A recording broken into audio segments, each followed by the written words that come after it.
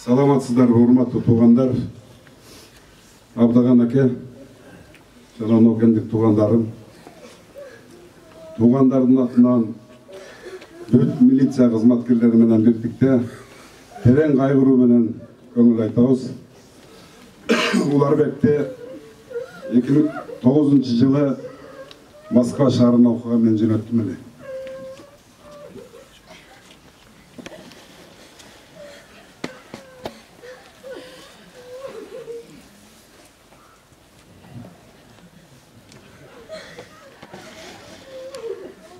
Диплом алып келгенде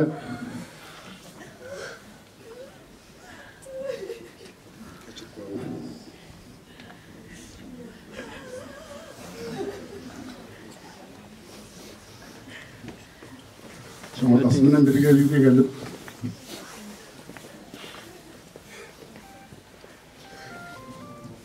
окууну бүттүм деп батам алып кеттим.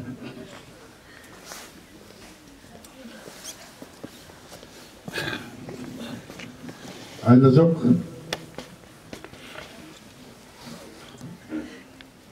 Кыргыздын мыкты жигити,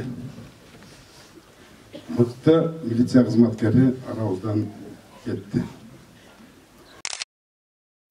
Келечектеги милиция кызматкерлерине жана кыргыздын балдарына үлгү болуп калды деп айтам мен. Себеп дегенде кече эле отпускага чыгып жумушуна кылмыштуулукка кайдыгер карабастан кайра эле ошо кылмышкер менен күрөшүп мына кызды тапты.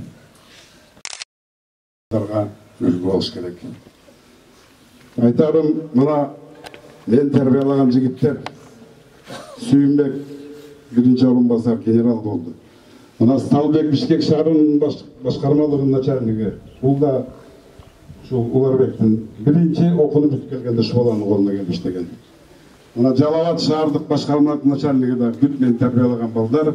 Өкүнүчтүүсү ушул жигитибиз ушул балдардын артынан жолун баштап кете турган жигит болчу. Эми айла жок туугандар. Жаткан жериң жайлуу болсун, инем. Топурагың торко болсун.